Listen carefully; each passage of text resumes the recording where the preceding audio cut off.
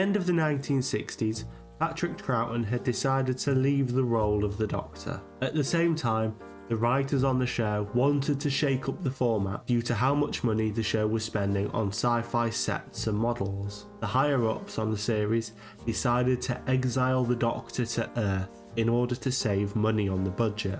This had been trialled during the later end of Troughton's time on the show, with stories like The Web of Fear and The Invasion. Little did they know that this new era of the show would be one of the most popular in its history.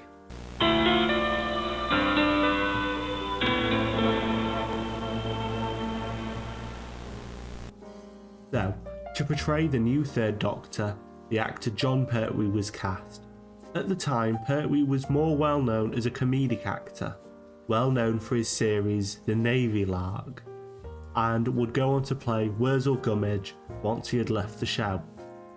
Pertwee was a departure from the two previous actors of the role. Because of Pertwee's fascination with cars and other automobiles, this Doctor feels like an action man, often getting involved in car chases and fights using his Venusian karate, which is something I just can't imagine the two predecessors getting involved with. Pertwee being an action man Doctor really fit his incarnation and was something that had never been thought of before for this character. Now, as you can definitely tell, this is the first era of Doctor Who to be broadcast in colour. The BBC had started broadcasting in colour in November of 1969, almost 2 months before Pertwee's era of the show had started. Colour is an interesting change for the show. In my opinion, it loses some of the show's slightly creepy gothic vibe that the black and white brings. Also, I believe colour makes it harder for the show to hide some of its worst visual effects, and unfortunately you can definitely tell that with some of the stories throughout this time of the show. However, colour does also add something to this era, making it feel like 1,000 years have passed since the end of the War Games. Now, I'm going to tell you my least favourite story from this era and my favourite Pertwee era story. Despite this being one of my favourite eras of the show, I am aware that there are some stories which are less than great. This was definitely a harder choice than past videos, but at the same time, it wasn't too difficult because there are definitely some Pertwee stories which I'm not overly fond of. Favourite: the Silurians. Exiled to Earth and now working for UNIT as their scientific advisor, the Doctor is summoned to the underground Wendley Moor nuclear research facility to investigate a series of inexplainable power losses. He soon discovers they are being caused by the Silurians, the former reptilian rulers of Earth. Awakening from a hibernation which has lasted millions of years, they are now intent on reclaiming the Earth from mankind. If you ever need an example of Doctor Who not just being for kids, then use this story as an example. The story deals with themes of xenophobia and prejudice heavily throughout.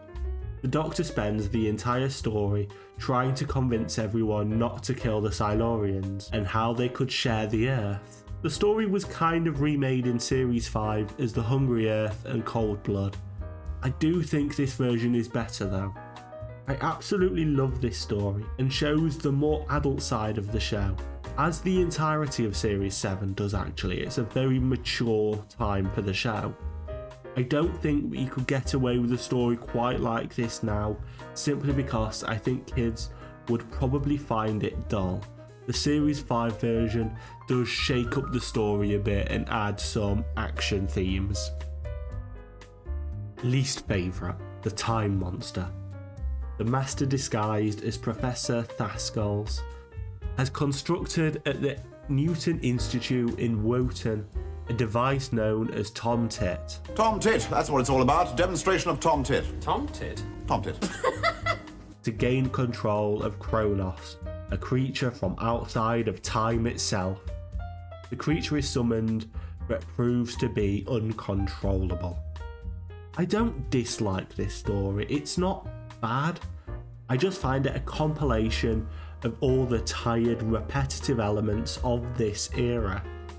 The story feels tired, and there are better versions of this type of story from this era. In fact, from this series.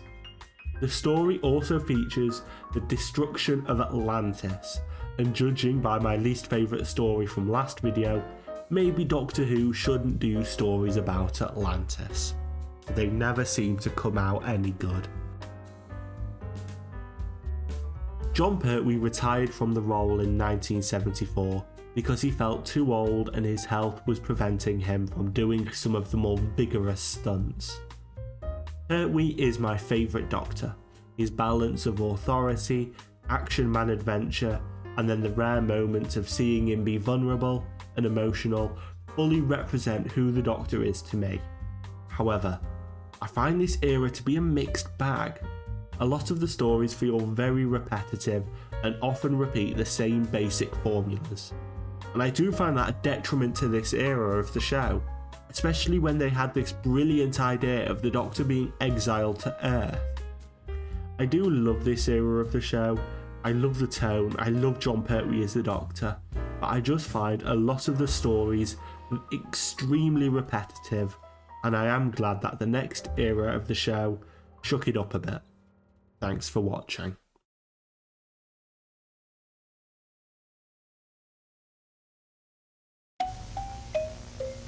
Subscribe if you enjoyed and want to see more content in future.